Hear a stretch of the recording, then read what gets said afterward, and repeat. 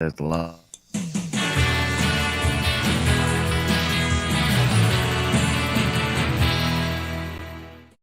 Take two. Go ahead. It gets better every time I hear it, and that's the third time I've heard it today. Driver Down the Road, written by marvelous Marvin Mahaney. If you're looking for some great music and your next project are looking for some kick-ass blues bass player, hit him up. Check the show notes for information. Hello and welcome to the Weekly Read. I'm Sean Reed. Don't forget to hit the like button and subscribe. There are new stories on independent filmmaking from Jay Horton. I call him Jason. What's up, Jason? Hey, how's it going? Sorry, guys, for the little technical difficulties, but we're moving now. Yes, we are. And today we have a very special. It's the reason why I'm wearing. I think the Kovacs would wear this. Men, if he had it, he would have worn it because it's very. I'm just off the boat and I'm visiting. And I sometimes feel like I'm just off the boat and I'm visiting. And so here we are with a special movie episode premiere. And we are fortunate to have the creative team behind Escape from Death Block 13. Vengeance Cannot Be Caged. The retro 70s action film with a modern twist, written, directed, and produced by Gary Jones. Jason, are you excited about this one or what? Come on, man. Yeah, I actually am. I am a fan of Gary Jones. I've been following him for a long time. The first movie I ever saw of his was Mosquito, which I just loved. I saw it on VHS back in the day. But yeah, I'm really looking forward to hearing from him. Well, excellent. Well, before we get to Gary and taking a look at some of the really killer clips that we've got coming up here, we've been talking about the tragedy that occurred on the set of the recent death of cinematographer Helena Hutchins. In response to that, Dwayne Johnson wants to do his part in making production sets safer while producing his upcoming movie Red Notice. He said that basically he's not going to have guns on his sets anymore. Interesting enough, getting to pre-interview Gary, I discovered that there were absolutely no guns on the set of this particular picture. So I'm very excited to talk to them about it because from an independent perspective, a lot of these things, they have impacts, yes, on the large movies, but that impact, as the smaller the budget it goes, I believe the bigger the impact things do, like COVID. In terms of having a COVID officer or doing COVID tests or having all rubber guns for safety, because that means it's a cost. If you can get it on camera, as the old rule, Jason, right? Yeah. That was always the best way to do it. So I'm going to be really curious to talk to the guys and see how they got around that. So let's take a look at the new action feature that is available on demand, Escape from Death Block 13, our first clip from them. Take it away, Jay.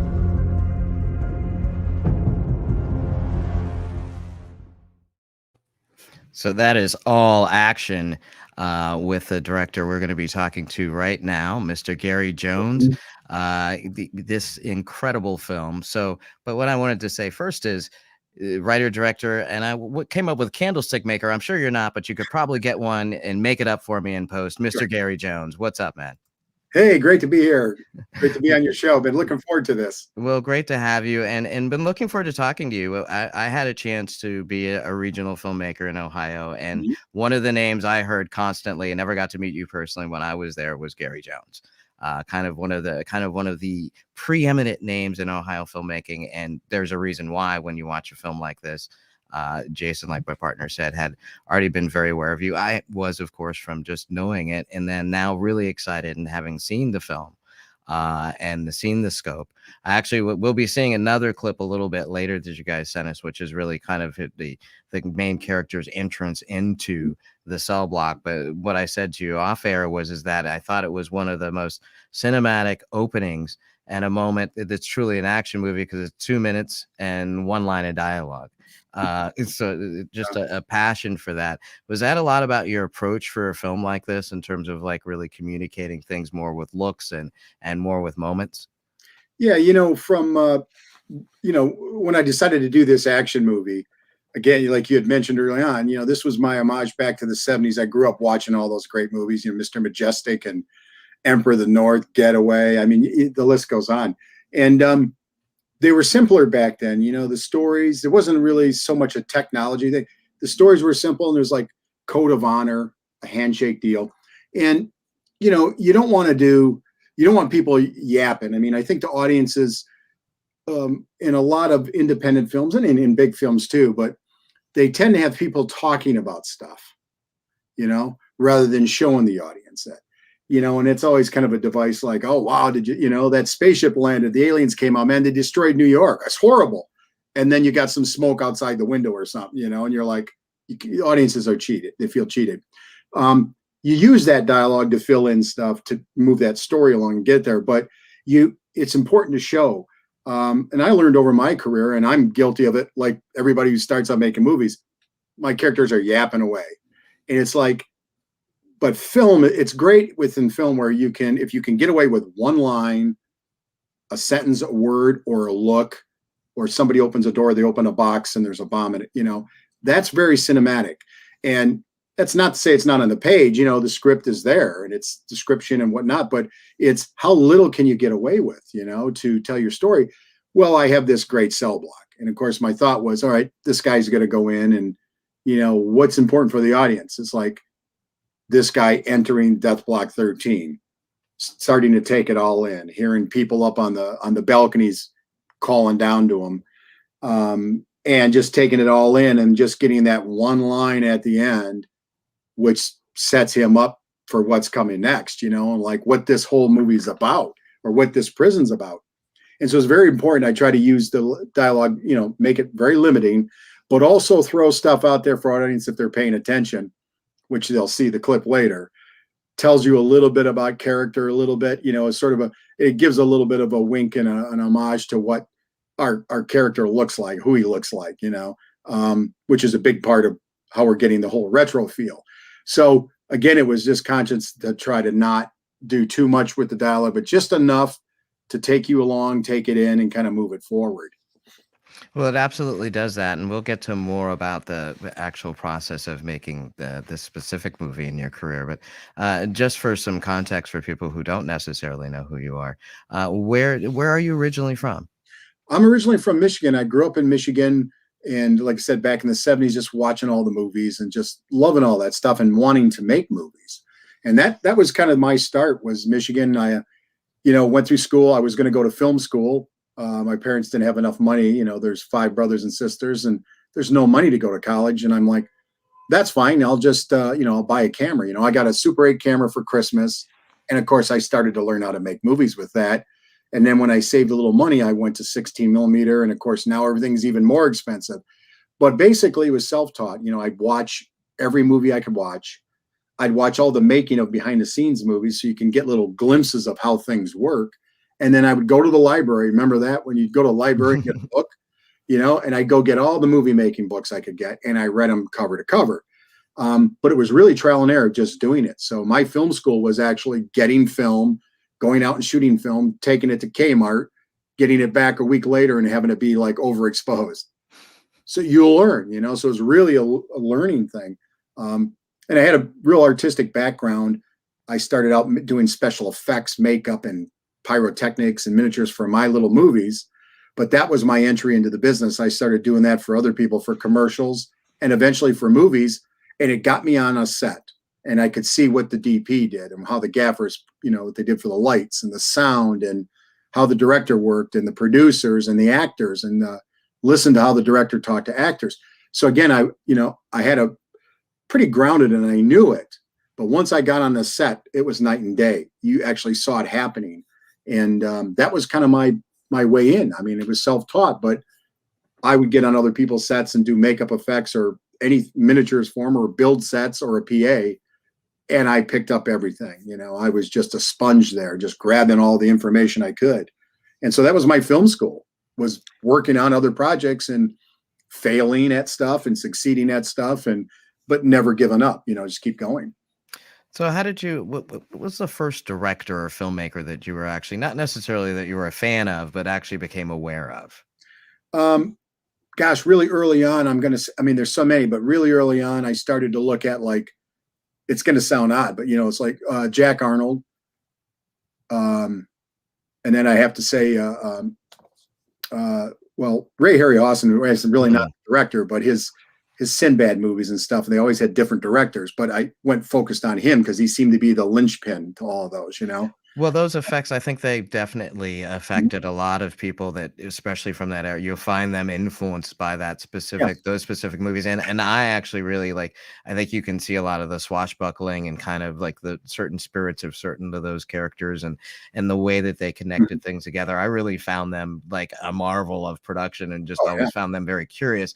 Not necessarily that I was necessarily drawn to it, but Right. drawn to how did they do curious how they did it and what that process was, where you were more sounds like a person who was like actually trying to do that. Yeah. It's Well, I mean, and director wise, I mean, I should jump in there and say, Robert Aldrich, Don Siegel, again, watching movies like The Dirty Dozen, The Longest Yard, and then Dirty Harry. And I really was keying in on those guys, on that kind of style and stuff. David Lean, Bridge on the River Kwai, oh yeah. I mean, and then again, watching all the genre stuff, but really starting to hone in on those directors, like, oh, that's what he does, that's what John Huston, I watched as a kid, African Queen on TV. Yeah. And I started watching everything John Huston did all the way back to, oh, that's right. I saw Treasure of the Sierra Madre, he wrote and stuff. And so I started to key in and I started to notice a pattern that these guys seemed to be in their 40s. There was no 20-year-olds. And then as I got, into the 70s, then I would see Texas Chainsaw Massacre. I'm like, hey, Tobe Hooper's not that old. And then, of course, Jaws. And I'm like, he's 27. Right. So I really started to go, oh, you can do it. There's a process. You don't have to be an old guy with a pipe, which I am now with a cigar, but yeah, it was that process of like watching all the classics and those guys. But I'd go back to those guys, and then Robert Wise, and there's just so many, but you start watching, once you start falling in love with those movies, you start looking at who made them. And then you follow that director's career back to what they did and what they're doing next.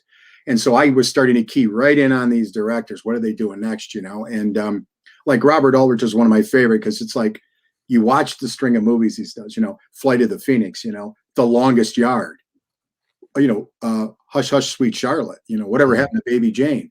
You're like, The Dirty Dozen. How does that equate? And I'm like, oh, wow.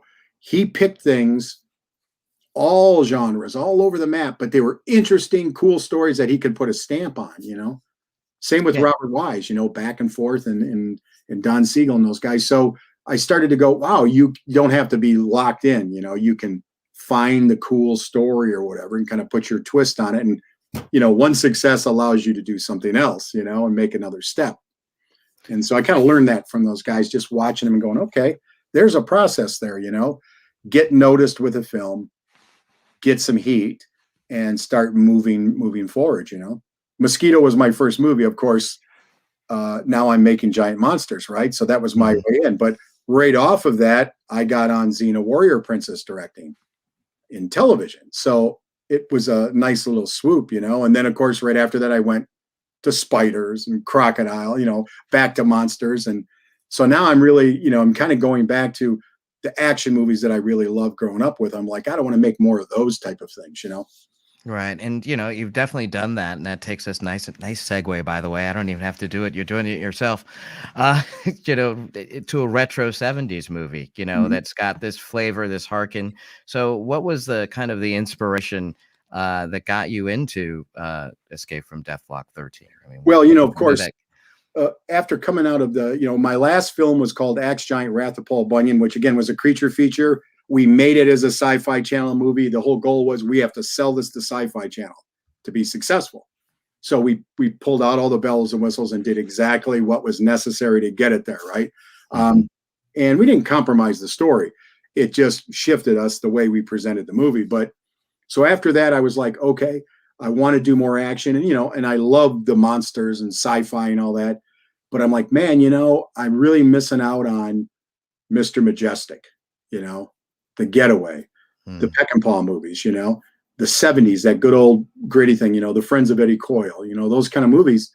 And I thought, well, I really want to go down that road, So I was revisiting Escape from Alcatraz, Riot and Cell Block, the Don Siegel movie. And then I started kind of formulating ideas. And then I saw this trailer for a movie called Brawl in Cell Block 99, starring Vince Vaughn, and it's S. Craig Zeller did the movie, and he did Bone Tomahawk before. And I saw the trailer for that, and I'm like, I have to see this movie. And I saw the movie, and I went, he's doing it. He's doing that 70s style vibe. He's doing his own take on it. That movie is a big influence. I saw that. I went, I've got to get that. I've got to do those movies now. I got to go back to what I really wanted, what I started with. So that was a big influence. And I had kind of a Prisonscape idea. And I live very close to the Ohio State Reformatory, which is the Shawshank prison. And I drive by it and go, why am I not shooting a movie there? It's right down the road. I know the people who run it. And I thought, a prison escape movie, you know? Sure, there was Shawshank, but a prison escape movie with action and riots and guns, you know? So Brawl in Cell Block, 99, Riot in Cell Block, 13 or whatever. So it was like, that's what I'll do, And so that was sort of the inspiration. And then a big component was meeting Robert Bronzy and going, looks like Charles Bronson. And it was like, oh man, this gets that vibe with just looking at a poster, There's a gimmick to it, obviously. He looks like Charles Bronson. But I thought, there's a bit of a gimmick, but we get past it with putting everybody else in the movie around it and building this cool story. But the instant vibe, I don't even have to say it. You see the poster, you see him, you go, 70s, 80s? Is this a Bronson? He's not around, So yeah, that was really it. That clicked. He's an absolute, and he's from Hungary, correct? I think he's Lithuania, or he Lithuania. Yeah. But he does have kind of almost a throwback look about him that just. Oh, I'm sorry. Really... Yeah, Bronzy. Yes, he's from Hungary. He's Hungarian. So he's Hungarian, and then the accent, which does present a specific cadence that gives him even some delivery that I find attractive and fun. He just has just enough of kind of that presence and charm, and looks like he can fight. I ain't messing with him. And that was the thing. I had the story kind of worked out, and then when I met him, initially the original idea, his character was coming from down south to Ohio to collect the debt. Mm-hmm. Well, of course, I saw him. I got to put him in it, but I got to change it up. He can't. He's got to play. Can't play that guy. So when I met him, I'm like, I just got to make it a guy coming from Hungary. I had to say, all right, I got to make Robert do what Robert can do. And he talks, and it completely changed dialogue around and had him read dialogue, and he flips words. So I changed things and said, no, this is even better. Because he's a guy coming from what we always like the old country, but it's just like a guy coming, a simple guy coming, hey, there's a deal. You pay the money. And I thought this can resonate. It's simple. And it just worked, and it's Robert doing what he does. He's not trying to, just because he looks like Bronson, he's not talking like him. He's not trying to do the mannerisms. He's doing his own thing. And I always said to Robert, I go, look, you look like Charles Bronson. Yes, people get that. Forget it now. We want people to want Robert Kovacs. We want them to want you. You just happen to look this way. But to grab the audience, they're going to want you. You watch John Wayne, you got John Wayne. You didn't get John Wayne trying to be Burt Lancaster. It was John Wayne. So I wanted to play it like, okay, Robert, this is you coming from Hungary to get this money. Keep it as simple and down to earth as possible. And I think it works, for the film for sure. It absolutely does work. And it's, it's a fun, impactful movie. We're going to see another clip, but this is also, and folks out there, I know we had some technical difficulties, but if you do get a chance, we do have chat, and you can certainly ask a question of the production team of Gary, and don't forget to like and subscribe. And this is probably a very good time to bring in a member of the production team, Phil Garrett, a friend of mine that worked with you. So there he is, Phil Garrett. Hey, Phil, how's it going? Good. Can you guys hear me okay? We can hear you. Excellent. Okay, so Phil, how did you end up getting involved with Escape from Death Block 13? Don't tell the true story. No, tell the true story. So Barry and I had worked together on a couple of movies before we did Axe Giant together. And then, over the years, a couple of other projects. And then, I'm a full-time professor when I'm not making action movies and horror movies. And, but then I got this call one summer, and Gary's like, hey, what are you doing? And sort of we got the band back together again. And that was it. We were able to that's how I got involved in this film. Read the script, and we started to talk about how can we actually make this picture. And I had been on a number of films in the prison. Gary had been on a number of films in the prison and has done some other things over there. And yeah, it was a phone call. And when Gary called me, I mean, I love working with Gary, and we're like brothers from another mother. And if you can make movies with the people you like, and that's it. I don't want to overplay this. You didn't tell him. So my angle is, I came up with this idea to do this movie, and it's going to be big and it's going to be hard, and we don't have enough money or enough anything. So what do? First thing I do is, all right, how do I hoodwink people into this? Because I need help.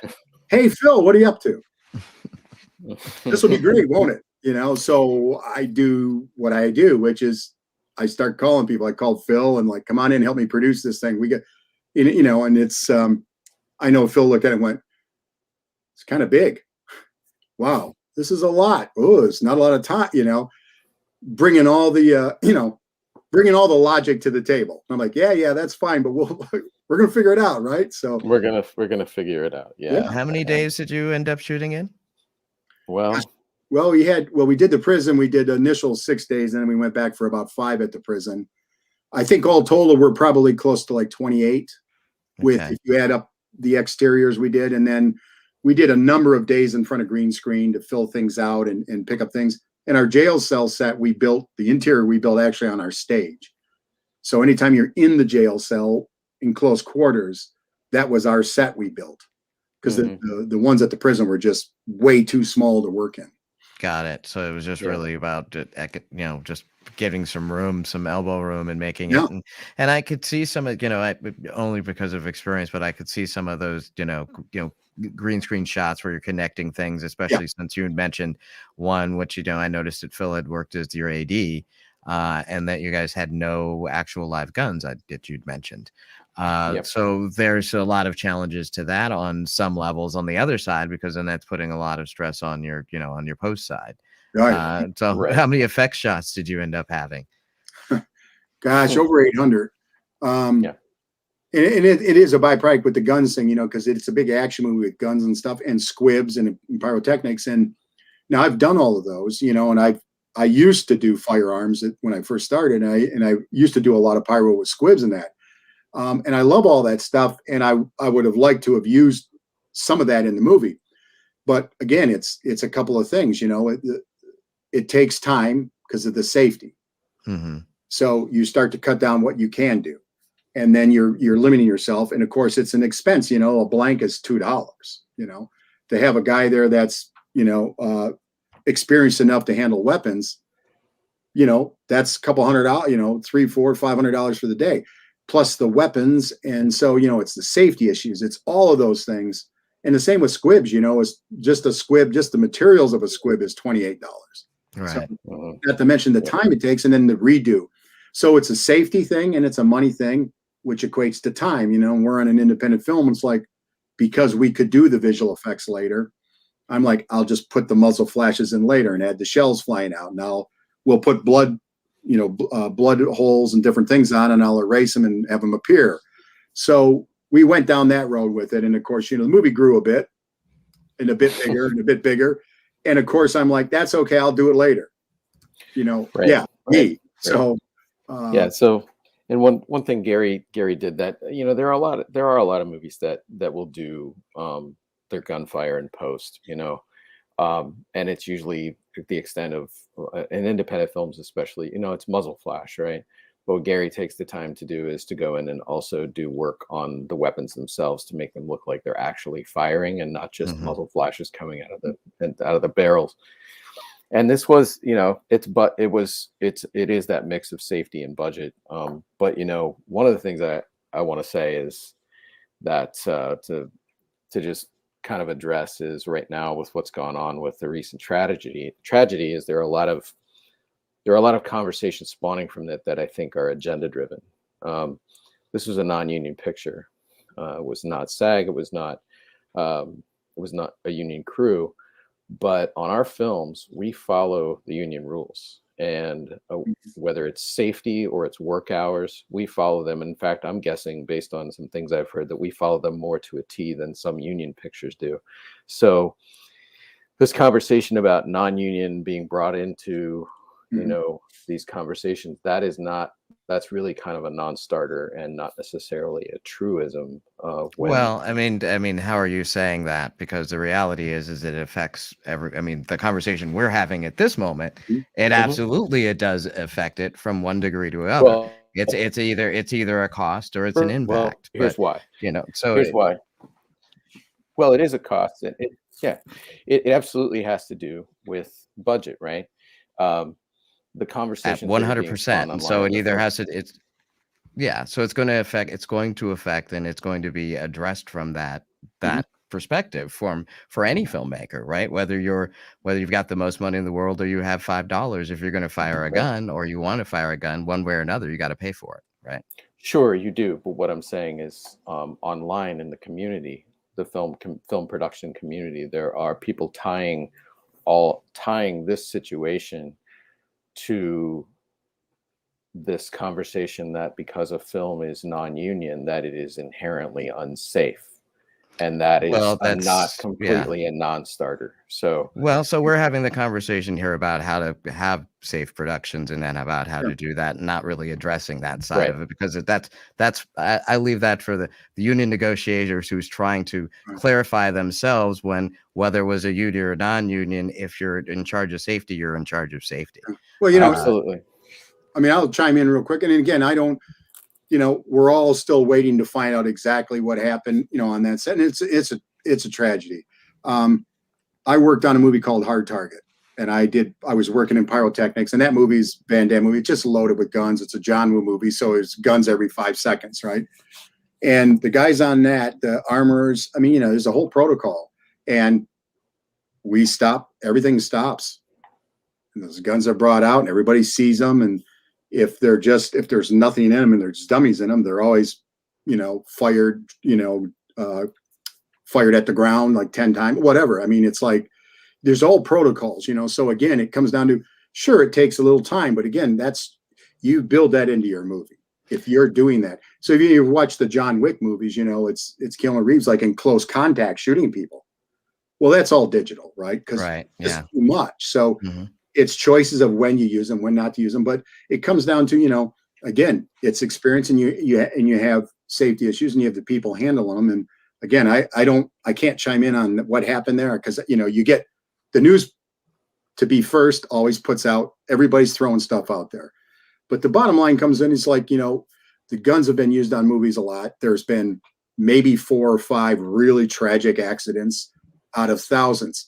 And it comes down to, again, you know, it's either people are overworked, or they don't say no, or it's, you know, or a crazy accident happens. So, but I think what Phil is saying is that it's too easy for us to jump to, this will fix it, that'll fix it. You know, Dwayne Johnson's doing it with his thing now, where they won't have any real guns on set that can fire blanks.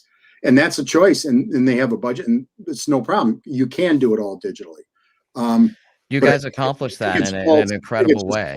To say that that's going to stop negligence or an accident, I mean, you know, there's safeguards you can do. I just think it's, once we find out what happened, and if it was a really live round in a gun, I mean, you don't have live ammunition on the set. We never do that. I mean, that's like rule number 1. So, I mean, we don't know. It's a tragedy. We're going to find out, but I think everybody wants to find the answer quick, and accidents happen. And so rather than say, because it's either low budget or non-union, I mean, I've worked with a lot of non-union people that are just as safe, if not more, than union people. So again, it's personnel and it's experience. I think it's going to come down to that stuff. And, but we certainly can do it digital, you know, there's no question about it. Absolutely. And you guys did it in a great way. And I didn't want to take us to actually spend this much time talking about other people's movies when you guys have a great movie that came out on demand November 2nd. So I'm trying to get you back to your movie, guys. Hello. Let's talk about Escape from Death Block 13. So why don't we take that as a transition? Let's play that first clip that I really wanted. Let's see that set up to the death block, and then we're going to bring in Chris.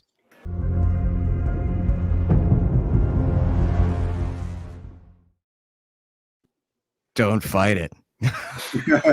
Just stay down. But joining us, the king of Cell Block 13. Stay down. I'm the king. What's up, Chris? How's it going?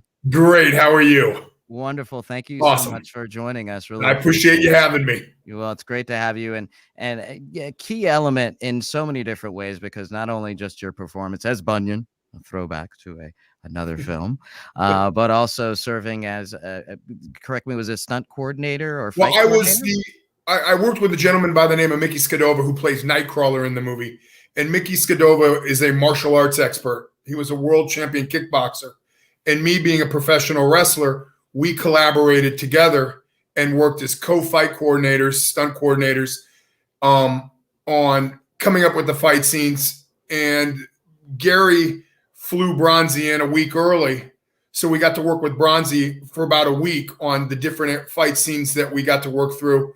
And so, and then I brought in I used to be a professional wrestler back in the day, and I brought in a lot of the local professional wrestlers to play inmates because they know how to perform in front of a crowd. And most professional wrestlers aren't the smartest guys in the world. They don't care how hard they hit the deck. They don't care how hard if someone misses a punch and gets punched in the mouth. So they went out of their way to perform and put on one heck of a prison yard riot scene.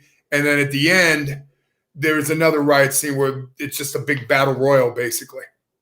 Yeah, I got to see the movie, and I was very impressed with the realism of the fight scenes, and the care that you guys had taken with it, and the realism. There's a realism there. There's not that just kind of like, okay, I'm going to over ramp the stuff up or make them look overly powerful or overly strong. I think Bronzy has a nice. It seems like you guys work with finding an approach for him. He seems to have hard hands, that can go to the body, so that works just fine, right? It's like you just take him out with that, and working within somebody's skill sets, so they really appreciate that. And I heard that you were brought on early to work with the process. What was the advantage with that as being part of the team? And Gary and Phil can certainly talk to this after Chris does, of course. Well, when you see Bronzy, I am quite a bit larger than Bronzy. Bronzy's about 5'7", 5'8", maybe 185 pounds, and I'm 6'2", 260 pounds. So we had to come up with something that looked realistic, where Bronzy was played off that he was a lot smarter than me. I was the big dumb guy, loudmouth, bully, I think I get my way, whatever. But in all our fight scenes, as you will see, Bronzy always seems to one-up me because he's a little smarter than me. So we played it off that he was more cunning and a lot more quicker than I was. And he ended up getting the better of me in our one fight scene that you'll see, which is in the bullpen. But he was fun to work with, because I think he was, at first, when he met all the wrestlers and everything, he was a little uneasy because here he is coming in from Hungary, meeting a bunch of Ohio hillbilly boys that, are professional wrestlers that like to fight. And so we kind of palled around with him for a week, and he became more comfortable with us. And the more comfortable he is, or you are, the better off you're going to be in front of the camera. So, we really worked really well together, and we became like brothers. It's very apparent, and there's a chemistry in performance. And what were the advantages, Gary, to having some of that in advance? I know that you're used to working on all scales, but I'm sure that that's an advantage. Yeah, well, I mean, when I was writing the script, actually, I knew I was going to have Chris in the movie, and I had this character in mind. And then I thought, I sort of pretty much had it worked out, but I was trying to think, okay, what's the character Chris can play? And then I remember, Chris wrestled as Johnny Paradise. And, he took me to Jimmy Lee's, the wrestling matches, ASWA guys. And I met Jimmy Lee and all the guys, Mike and Matt and everybody. And I'd watch all these guys and I go, man, they're all characters, and, they do a performance out there and they can fight and they can do their own stunts. And I'm like, was talking with Chris, this is how we do it. Right. So it was a big component of this movie was to get Chris on board for his part, but then Chris bringing these guys on. And so meeting everybody and then bringing Mickey in, it rounded it out. And it was like, we could do it on a budget, and they were all the wrestlers, were gun ho. and to come on board, and they get to be in the movie. And no folding chairs, though. We didn't use folding chairs for the fights. But what was great is that, like Chris said, they could come in and they already had the experience. They knew how to sell stuff. They knew how to sell the gags, the hits and stuff. And every one of them had a great character look to them. So I was able to go, okay, Jimmy Lee's a nightmare. And I figured out some stuff for him, And so all the way down, it was a really good process. And, Chris came on as an associate producer on the movie, bringing all these other elements to it. And it's a big part. Prison is one thing, and all the wrestlers coming aboard was another big aspect. But, and they just meshed well together. I know Robert would look at the guys and watch them do their stuff, and wonder, but then he'd get in there with the fists, so he was more of the refined guy, and the other guys were all over the map, just tearing them apart. And it was a great contrast, and so I watched the rehearsals they were doing, and I had kind of an outline of where we wanted to go, but they brought all this stuff to it. They brought so much stuff that we can't shoot it all, so I got to cherry pick the best things, and give everybody their moments. So it really worked out well. Absolutely. Well, it's definitely entertaining from a different scope, and you can see that care that's taken in the planning because it comes across in the film when you watch it. You can just, it's impactful. I found myself thoroughly entertained the entire time, and not going, well, wait a minute, how did they, there wasn't those things like Writers Boot Camp, they used to call it hitching, something that takes you out of the experience. There wasn't anything like that. It was a continuous experience. So appreciate that from you guys. Now, one of the things that, especially our audience here at the Weekly Read is interested in is how do you actually get these things made? Where do you find the money? How do you actually, really, because in the bottom line, most of the people probably watching, they're like, oh, Gary Jones, great, but how do I make my movie? That's like most of us, I think. So if you guys can delve into that, even from the side of like having Chris involved and getting wrestlers involved and having that in your package that you sent out, kind of give me kind of a little background on how you're out there, you're on in demand on November 2nd. And what's the next thing that's going to be happening with Escape from Death Block 14? Well, let me just jump in for a sec. I mean, the first thing starts with a fundamental that even we talk with film students about, which is when you're writing something, start with what you have access to. And when you have the Shawshank prison in your backyard, and you have friends who are professional wrestlers, and you work in places that are kind of quiet and where a lot of people, you have access to a lot of things. And so when I look at the script initially, and then how we actually put things together, planned it, and made the film, it all started with that, I think, because. So you presented a production plan that was impactful and sufficient, using things in your environment that you could tactfully use and perhaps get a better deal, like Gary was working with them and got some days maybe a little bit cheaper, right, Gary? Yeah. Or, you can get the wrestlers because Chris can call them up and, hey, can you come over? Or then you do what Gary did and get Phil, because then Phil can come in and maybe bring in a few more people. So that first, yes, the crew. So your first thing is your resources. So then, yes. And so from your resources, then where does that then, what I look at is then what's that production plan? Because that's what's going to sell me as an investor, or sell me as it's your team, and it's all those things put together. So those are the things, those elements. So how did those elements come together as a kind of just piece together? The first thing is, figuring out what it is you can do, what are the big elements in the scope you can bring to this movie. Then the very next thing, the very first thing is you put your own money on the line. I've always done that. There's always development costs, there's outlay. So I always do that first, put money on the line, start developing it, and then put some money into the budget. Because, I got the skin in the game, yes, we got the package together. And then I start talking to potential investors, and I pitch them on, here's what happened with our last movie. We did Axe Giant, The Wrath of Paul Bunyan. We made it for this. This is the kind of deals. This is the kind of money that came back over this time. So again, it's about putting together a plan that shows an investor, if people are going to give you money, how are they going to get it back? Because movies are very, it's very, very risky. It's very, very risky money. So that's the way you do it. For what we've done is the package is together. There's money on the table, skin in the game. and then you go out and you try to get more in. And, you know, in this case, we got to a certain point with the shoot where we did our first leg of the shoot, and then we cut a bunch of scenes together and brought in some more investors, you know, to get finishing up money. And so it was a process. You know, you like to go out with everything and have your complete budget together. It's rare that's happened when we've done these independent low budget movies. You know, it's always getting to the next level. So I've always found it worked as long as that, you know, if you get a little bit of money, you don't go shoot two people in a room talking. You go to the prison and you do fights and big giant sets. And then you bring people in and show them footage and they're like, well, God, you know, then you shoot the people talking in the room, you know, so you try to put all the bells and whistles up front as much as you can and use it as a sales tool. I had worked with this sales rep on a previous movie that Bronzy was in. And I showed him this and I said, hey, you know, we're shooting. I'd like to try to go after some foreign sales, some pre-sales. Well, I made a deal with them and he came on board and he went out and did some pre-sales while we were still in production.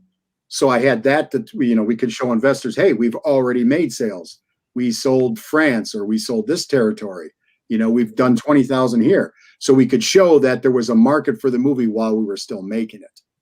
And we knew that there was a market. You know, we did research on what do action movies make? You know, what boxes do you have to check off? Bringing in like Nick DeTuro and Lawrence Hilton Jacobs, bringing in some bigger names to round things out to give it, you know, that scope. So it's really about building that package from the ground up. Well, there's definitely a recognition of, you know, one, building audience expectation from even, you know, from the poster through, you know, using Bronzy in a certain way in terms of that look, but then also then kind of not necessarily sticking to that, not saying, okay, we're making a Bronson movie, but we're making a retro action movie and really presenting something that, you know, delivers more for ultimately less, which, you know, a lot of people can't even equate. How do they do that? Well, that's how you do that. And I congratulate you guys because it's an incredible production. I really enjoyed it. I'm going to be watching it again this weekend when I'm not watching it for just to see, because I really want to see, because, you know, I want to give things away because there's some stuff in there. I'm like, you're like, whoa, you get excited. You know, you get that feeling of like, you just kick some ass. Is I've seen it 6 times and I'm still picking up on things that I missed from the previous 5 times. So there's always something. I mean, there might be a fight scene going on in the back, but there's always something else going on in the back that you're not going to see because you're so determined on the fight scene or on the dialogue. And so it's worth seeing 2 or 3 times to pick up on all the little, like Gary likes to say, throwbacks to other movies that he kind of puts in there as a respect factor to some of the older action movies. So it's a fun movie to watch because it's nonstop action. And working with Gary, I've worked on previous projects with him. I would say Gary is very, very safety. I'm a stunt guy. When they say hit the ground, you hit that ground as hard as you can, as fast as you can. Gary says, go 50%. We can always speed the reel up, make it look like you're going down faster. It's all safety, which, you know, is nice from a stunt guy, because if I got to fall 40 times, if I'm not falling super, super hard 40 times, then my body feels a little bit better than if I'm falling. I got to look at the stunt guy and say, hey, I need a break. You got to give me a break. The one fight scene, the bullpen scene, took about 3.5 hours to shoot. And I hit the deck quite a bit. And I'm 50 years old. I don't get up very easy anymore. So, when you see the finished product, it makes you that much more hyped because they put it all together. And when they shoot everything out of sequence and you're sitting there thinking, how the hell are they going to put this together? Because it looks so clustery. And when they put it together, it like blew me away. And I was like, wow, this is amazing. So, yeah. And there were a couple things, like in terms of the evolution of the film. We talked about resources, but it's also like, how do you maximize those resources? Like when we start with the initial script, you could look at the first shooting draft of the script, and you could say, okay, this could be an intimate independent film. This is an intimate prison break, not intimate, but it's a smaller scale. But once we got in there, and Gary and I have had this conversation a million times, once we get in there for the first leg of production, and we saw we saw it in a different way. And we've talked about the fact that, you know, there's maybe one other film that's shot there that really fully utilized the scope of what that prison has to offer, and that was Shawshank. Even the Prison Break pictures that have shot there haven't done that. But then at the same time, working with Chris and Mickey and Chris's, you know, our ensemble of fighters, really working with them to take the time to choreograph things on a larger scale. So while Well, the it's film's definitely certainly there, Phil, and we definitely really enjoyed it. I'm gonna have to get us out yeah, of here. I wish we yep, could talk about more about Escape from Death Block 13, but unfortunately, we are almost out of time. But I want to thank you, all three of you, for coming out and sharing Thank your you. experiences with a really great time. Really love the show, and check us out next week on the Weekly Read. We'll be bringing you Justin Giddings, a Kickstarter guy. Sorry for that early start on the clip show, but I think we got pretty smooth there in the end. So thanks to Jason and the Jay Horton channel. Thanks to Chris, to Thank Gary, you. and to Phil. And have a great week, guys. All right, we're out. thanks, Sean.